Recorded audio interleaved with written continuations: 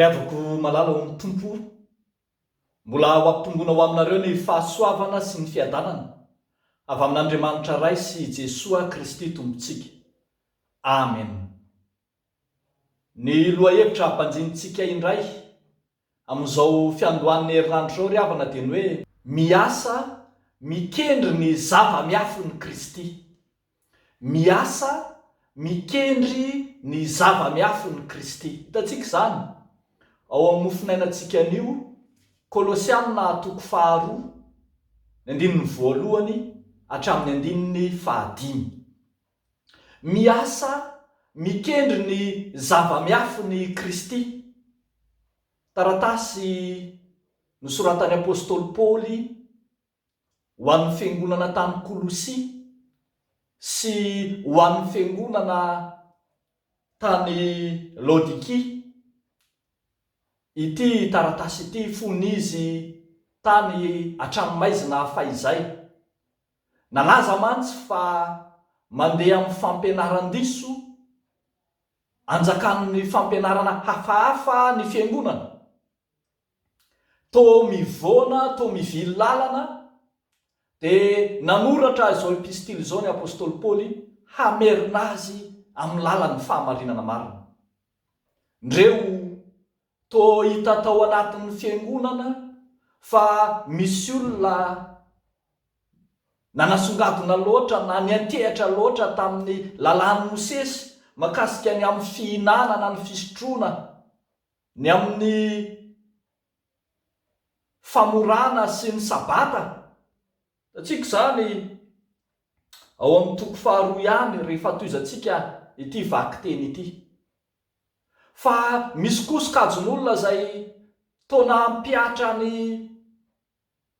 fampianarana hafahafa na ny fivavahana hafahafa, antsoiny hoe fivavahana haitraitra. Tô tsy nanasongadina intsony ny voninahitry Kristy fa nanasongadina ny voninahitry ny anjely aza. Tena nivona ny fiangonana. Dia indro Paoly apôstôly manoratra ho an'ny fiangonana hamerina azy ireo amin'ny tena fahamarinana. Hitantsika fa tena misy hitovizana betsaka ity epistily nosoratana ho an'ny Kolosianina sy ny epistily ho an'ny Hebreo, izay samy manasongadina ny manandanja an'i Kristy. I Kristy no lohany zavatra rehetra. Ary eto ny voambola nanasongadinana izany voninahitry Kristy izany dia ambara fa toy ny zava-miafiny izany, mila katsahana. Ny filazan'ny avantsika katolika azy moa dia ny hoe mistery ao amin'ny Kristy, ka tokony ho asa imason'ny fiangonana ny mikatsaka izany zava-miafiny ao amin'ny Kristy izany. Tsy hiantehatra ny amin'ny zavatra hita maso, ny amin'ny azo tsapain-tanana, fa io zava-miafina io dia ny fiainana mandrakizay. Tsy ny ona mivantana tamin'ny reto fiangonana reto Paoly apôstôly.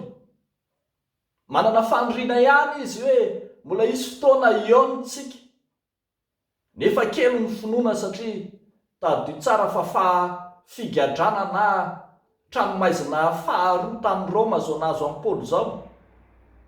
Mety tsy iona intsony kanefa manantena, fa na tsy iona aza dia mbola iona amin'ny mahasamy fiangonana, any amin'ny lay zava-miafina, any amin'ilay tontolo izay tsy hita maso ankehitriny, kanefa inona fa afaka ionana soamatsara. Dia indro ary ho fahatongavana amin'izany zava-miafina izany dia toma reto fiangonana reto ho amin'ny fanahy iray, ho amin'ny fiombonana, ho amin'ny fihavanana. Eny, toma ny fiangonana hikatsaka ny fahendrem-panahy, ampiasa ny fahendrena tena izy, ny finoana tena izy amin'ny fiainana kristiana. Dia izany no ahitantsika eo amin'ny andininy 2 izay mitona ny fiangonana ho amin'izany fiombonana masina izany eo amin'ny samy fiangonana, fa ihany koa hikatsaka ny fahendrena sy ny zava-miafina tsy ambaratelo ho ny voalaza ny fiainana mandrakizay ao amin'ny Kristy. Hitantsika eto zany ry havako fa miavaka ny fanompoana ao amin'ny Kristy, miavaka ny asa mino ao amin'ny Kristy tsy mitovy amin'ny asa n'izao tontolo zao zay mitady tambony, mitady setriny, iferetanainy, imenomenonana, fa ny asa ao amin'ny Kristy kosa dia hibanjinana ny mandrakizay, hahazona ny fiainana mandrakizay zay omeny tompo atsika. Asa ao amin'ny Kristy, fanompoana ao amin'ny Kristy, zany no iantsona ny mino mba ho amin'ny tena fiainam-piangonana marina, tsy andeha hivoana ao amin'ny ankaviana ao amin'ny ankavanana, hitady valikasasarana hafa etsy aroa, fa araka zay efa fampianaran'i Jesosy matetika, haitsika tsara ny teneniny teny hoe ny rainareo zay eo ambony no hamary fitianareo.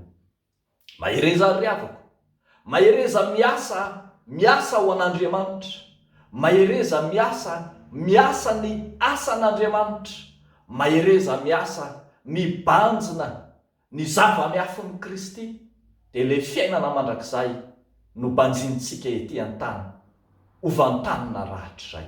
Eo an'Andriamanitra irerian'ny voninahitra, ho amintsika kosa ny fiainana mandrakizay zay efa nomany tompo ho atsika. Amen. Ivavaka isika ry havako. Raha eo misaotra anao zahay no ny fahasoavana sy ny fitahinao ao amin'ny Jesosy Kristy zokonay, lay manan-karena amin'ny zavatra rehetra ka ny asa maimai-poana ho anay ho amin'izao tontolo zao na afoy ny zavatra rehetra. Ary ankehitriny zahay maneho ny fahavononanay hiasa ho anao amin'ny fiteninay, amin'ny eritreritray, amin'ny asanay, amin'ny ataonay, dia anehoana fampanomponao zahay.